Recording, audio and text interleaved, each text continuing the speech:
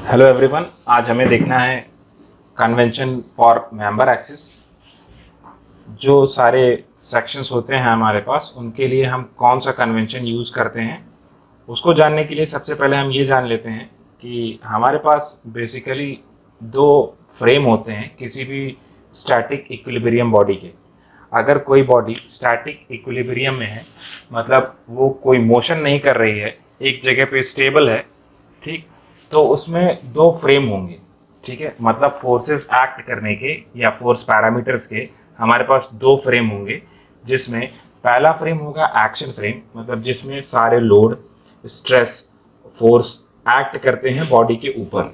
ठीक, वो होता है एक्शन फ्रेम। ठीक, दूसरा होता है रिएक्शन फ्रेम हमारा, जिसमें जो सारी रेजिस्टिंग फोर्सेस वो बॉडी खुद जनरेट करता है अप्लाइड फोर्सेस को रेजिस्ट करने के लिए, उसे हम कहते हैं रिएक्शन फ्रेम। ठीक, जैसे देखते हैं कुछ सारे हमारे बेसिक फोर्स पैरामीटर, जैसे स्ट्रेस। ठीक, स्ट्रेस होता है resisting force per unit cross section area. ठीक, स्ट्रेस मीन्स जैसे मेंशन्ड है रेजिस्टिंग फोर्स, मतलब जो फोर्स बॉडी जनरेट करता है अप्लाइड फोर्स को रेजिस्ट करने के लिए, उसे कहते हैं स्ट्रेस। ठीक, मतलब स्ट्रेस एक रिएक्शन फ्रेम का ऑब्जेक्ट है। ठीक, वैसे ही हमारे पास दो टाइप के स्ट्रेस होते हैं, नॉर्मल स्ट्रेस और शियर स्ट्रेस। नॉर्मल स्ट्रेस कौन सा होता है? जो रेजिस्टिंग फोर्स किसी सरफेस के क्रॉस सेक्शन एरिया के परपेंडिकुलर डायरेक्शन में एक्ट कर रहा हो, उसे हम नॉर्मल स्ट्रेस कहते हैं। और कोई उसके डायरेक्शन के पैरेलल एक्ट कर रहा हो, मतलब along the direction of force वो सरफेस हो, तो उसे हम शियर स्ट्रेस कहते हैं। ठीक, डेफिनेशन देख लेते हैं एक बार। Normal stress is resisting force per unit cross sectional area perpendicular to the direction of force. Means जैसे ये टॉप सरफेस हम देखते हैं, इसके डायरेक्शन के परपेंडिकुलर, इस पे वर्टिकली अगर फोर्स एक्ट कर रहा है, तो इस सरफेस के ऊपर एक नॉर्मल रिएक्शनरी स्ट्रेस जनरेट होगा, उसे हम नॉर्मल स्ट्रेस कहेंगे। ठीक, सिमिलरली अगर इस सरफेस पे देखें और एक कोई पैरेलल फोर्स एक्ट कर रही है इस सरफेस पे, तो एक रिएक्शनरी स्ट्रेस जनरेट होगा, उसे हम शियर स्ट्रेस के नाम से जानते हैं, जो इस सरफेस के पैरेलल होगा, इसके अपोजिट डायरेक्शन में। ठीक, उसके बाद देखते हैं प्योर बेंडिंग इक्वेशन क्या होती है, जो हमने बेसिक मैकेनिक्स में पढ़ा था। m by I is equal to sigma upon y is equal to E by R। इसके बेसिक्स टर्म्स जान लेते हैं क्या होते हैं। m होता है मोमेंट, I होता है सेकेंड मोमेंट ऑफ एरिया, या जिसको हम मोमेंट ऑफ इनर्शिया के नाम से जानते हैं। सिग्मा है मैक्सिमम स्ट्रेस, y है distance of most distant fibre from neutral axis, मतलब न्यूट्रल एक्सिस से जो सबसे दूर वाला फाइबर है वो कितनी दूर होगा। ठीक, उसे कहते हैं y। और e होता है मॉडुलस ऑफ इलास्टिसिटी, और r होता है रेडियस ऑफ कर्वेचर। ठीक, मींस वो सेक्शन बेंड होने के बाद कितना रेडियस फॉर्म करता है, उसे कहते हैं रेडियस ऑफ कर्वेचर। ठीक, नेक्स्ट देखते हैं मोमेंट क्या होता है हमारा। मोमेंट होता है एक क्रॉस प्रोडक्ट होता है रेडियस ऑफ गायरेशन का और फोर्स का। ठीक, और सबसे पहले हम जान लेते हैं ये रेडियस ऑफ गायरेशन होता क्या है। ठीक, उसके लिए हम देखते हैं प्योर बेंडिंग इक्वेशन। ठीक, प्योर बेंडिंग इक्वेशन होती है m by I is equal to sigma upon y is equal to E by R। ठीक, इसको अगर हम सिर्फ रीअरेंज करें तो m is equal to sigma into I by y हो जाता है। ठीक, जिसमें m है हमारा बेंडिंग मोमेंट, सिग्मा है स्ट्रेस, I है मोमेंट ऑफ इनर्शिया, और y है distance of most distant fibre.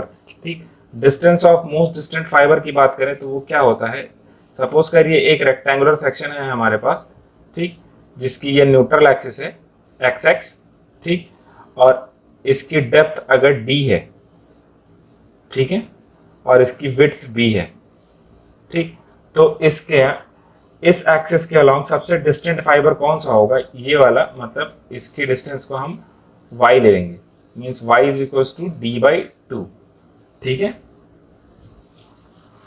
अब देखते हैं मोमेंट दो होते हैं हमारे पास। एक होता है बेंडिंग मोमेंट, जो लोड के कारण बॉडी के ऊपर एक्ट करता है। दूसरा होता है मोमेंट ऑफ रेजिस्टेंस, जो रिएक्शन फ्रेम में होता है, जो बॉडी खुद से जनरेट करता है उस फोर्स को रेजिस्ट करने के लिए।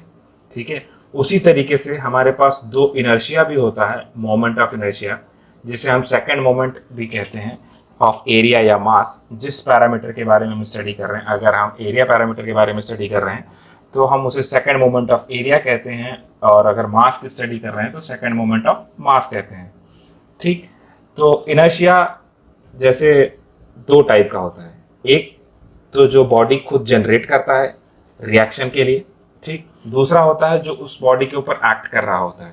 ठीक है, ये है inertia I is equal to AR², जो रिएक्शनरी फोर्स के कारण से होता है। रिएक्शनरी इनर्शिया कहते हैं, रिएक्शन फ्रेम का इनर्शिया, जो बॉडी उसके रिएक्शन में जनरेट करता है। ठीक, और अगर हम इसी सिमिलर रेक्टेंगुलर की बात करें तो इसका मोमेंट ऑफ इनर्शिया होगा BD³/12, जैसा हम बेसिक से जानते हैं मैकेनिक्स से कि इसका इनर्शिया होता है BD³/12। ठीक, अब इस इनर्शिया को रेजिस्ट करने के लिए ये बॉडी क्या करता है, अपने एरिया को एक इमेजिनरी स्ट्रिप के फॉर्म में डिस्ट्रीब्यूट करता है कुछ एक डिस्टेंस पे, ठीक, ऑफ यूनिट विड्थ। इस स्ट्रिप की विड्थ कितनी होगी, यहाँ से यहाँ की विड्थ 1 यूनिट, और इसका एरिया कितना होगा, जितना इसका एरिया है उतना ही इस बॉडी का भी एरिया है, और इसका जो डिस्टेंस है इसे हम रेडियस ऑफ गायरेशन कहते हैं। ठीक, मीन्स एक ऐसा डिस्टेंस जहां पे वो बॉडी अपने एरिया को इमेजिनरी फॉर्म में स्प्लिट कर रहा है और उससे एक रेजिस्टिंग मोमेंट जनरेट कर रहा है, उसे हम कहते हैं, उस डिस्टेंस को कहते हैं रेडियस ऑफ गायरेशन, और उस इनर्शिया को कहते हैं एक रिएक्शन फ्रेम का इनर्शिया, जो होता है I is equal to AR²। ठीक है, मोमेंट ऑफ इनर्शिया, जो मोमेंट जो होता है वो एक्शन फ्रेम का होता है, और उसको हम अगर इस फॉर्मूले को देखें, I/Y होता है Z, ठीक, जिसे हम सेक्शन मॉडुलस कहते हैं। ये एक सेक्शन की प्रॉपर्टी है। ठीक, ये फोर्स के ऊपर नहीं डिपेंड करता, ये सेक्शन के ऊपर डिपेंड करता है। सेक्शन हमारा किस शेप का है, किस साइज का है। जैसे हम देखते हैं I क्या होता है, BD³/12। ठीक, ये किसके ऊपर डिपेंड कर रहा है, B के ऊपर डिपेंड कर रहा है, डेप्थ के ऊपर डिपेंड कर रहा है। ठीक, मतलब सेक्शन का विड्थ और डेप्थ के ऊपर डिपेंड करेगा इसका इनर्शिया। और Y क्या है, Y इस सेक्शन का D/2 है, मतलब Y भी सेक्शन के ऊपर डिपेंड करता है। इसीलिए हम इस पैरामीटर Z को कहते हैं सेक्शन मॉडुलस। ठीक, ये हर एक सेक्शन के लिए कांस्टेंट वैल्यू होती है। अगर इस रेक्टेंगुलर बीम की बात करें तो ये हमेशा सेक्शन मॉडुलस की वैल्यू सेम होगी। ठीक, डिपेंडेंट पैरामीटर्स कौन कौन से हैं इसमें, मोमेंट और स्ट्रेस दोनों डिपेंडेंट पैरामीटर हैं। मोमेंट डिपेंड करेगा स्ट्रेस के ऊपर, अगर स्ट्रेस बढ़ रहा है तो मोमेंट बढ़ जाएगा। ठीक है, एक बार फिर से देख लेते हैं moment of inertia. Moment of inertia होता है ability to resist angular acceleration. ठीक, हमने अभी जाना कि मोमेंट ऑफ इनर्शिया क्या होता है इससे पहले वाले टॉपिक्स में। ठीक, अब देखते हैं एक्शन फ्रेम और रिएक्शन फ्रेम। अभी हमने बताया आपको कि दो फ्रेम होते हैं, एक्शन फ्रेम और रिएक्शन फ्रेम। एक्शन फ्रेम में क्या होता है, जो फोर्सेस बॉडी के ऊपर एक्ट कर रहे होते हैं उसे हम एक्शन फ्रेम कहते हैं। ठीक, जैसे लोड होता है वो बॉडी के ऊपर एक्ट करता है, फोर्सेस जो एक्सटर्नल फोर्सेस होते हैं वो बॉडी के ऊपर एक्ट करती हैं, प्रेशर बॉडी के ऊपर एक्ट करता है, और उसका जो इनर्शिया होता है वो एक्ट कर रहा होता है BD³/12। ठीक, दूसरा चीज़ होता है रिएक्शन फ्रेम, जिसमें वो आते हैं रिएक्टिव फोर्सेस जो बॉडी को रेजिस्ट करने की कोशिश करते हैं। ठीक, और दूसरा आता है स्ट्रेसेस, जो बॉडी अपने अंदर इंटरनली जनरेट करता है उसको रेजिस्ट करने के लिए, उसे हम स्ट्रेसेस कहते हैं। और दूसरा इनर्शिया होता है I is equal to AR²। ठीक, सपोज करिए एक बीम है हमारे पास, ठीक, जिसके ऊपर कुछ लोड लग रहा है। ठीक, जिस लोड की वजह से उसमें कुछ डिफ्लेक्शन हो रहा है, और वो बीम बनी है हमारी एक रेक्टेंगुलर सेक्शन से। ठीक, इस रेक्टेंगुलर सेक्शन से वो बीम बनी है ये वाली। ठीक, और वो लोड की वजह से ऐसे डिफ्लेक्ट हो रही है। ठीक है, तो हमें पता है प्योर बेंडिंग इक्वेशन क्या होती है, M/I σ/y is equal to E/R।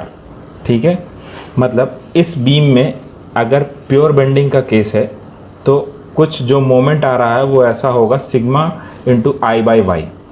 ठीक है, ठीक, I क्या होता है, I होता है इनर्शिया, मीन्स ये बॉडी अपने आप को एक इस फॉर्म में डिस्प्लेस करने की कोशिश करेगा, एक ऐसा पैरामीटर के फॉर्म में कि वो एक इमेजिनरी स्ट्रिप जो हमें दिखाई नहीं देगा, लेकिन वो खुद के अंदर एक ऐसा स्ट्रिप जनरेट कर लेता है जो r डिस्टेंस पे होता है, ये r होता है हमारा रेडियस ऑफ गायरेशन।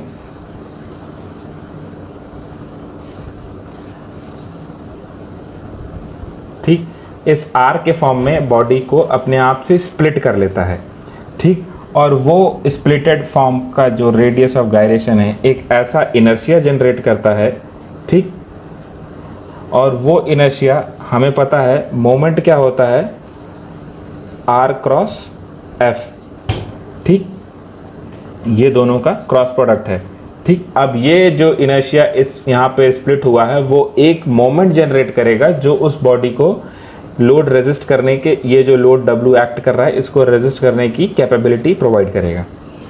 ठीक है, अब इससे हमें एक कंक्लूजन मिलता है कि अगर हम I की वैल्यू बढ़ा दें, ठीक, जैसे फॉर्मूले में लिखा है m directly proportional to sigma directly proportional to I and inversely proportional to y।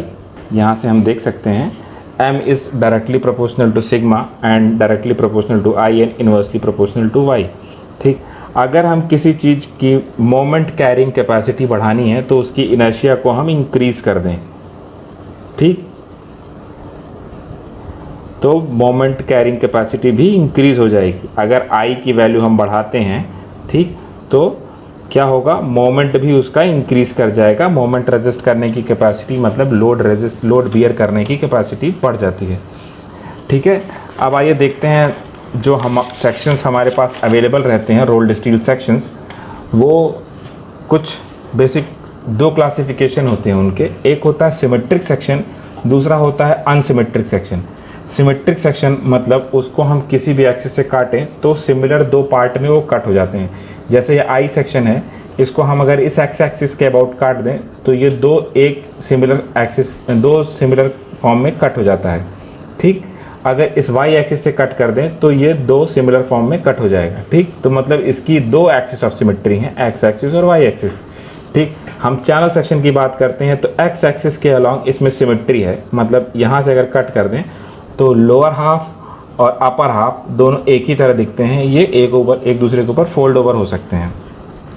ठीक है, जिन भी सेक्शंस में हमारे पास एक्सिस ऑफ सिमेट्री होती है उसमें सिर्फ दो एक्सिस होते हैं, x एक्सिस और y एक्सिस। ठीक, उन्हीं दोनों एक्सिस में से कोई एक मेजर एक्सिस होगी, दूसरी माइनर एक्सिस होगी।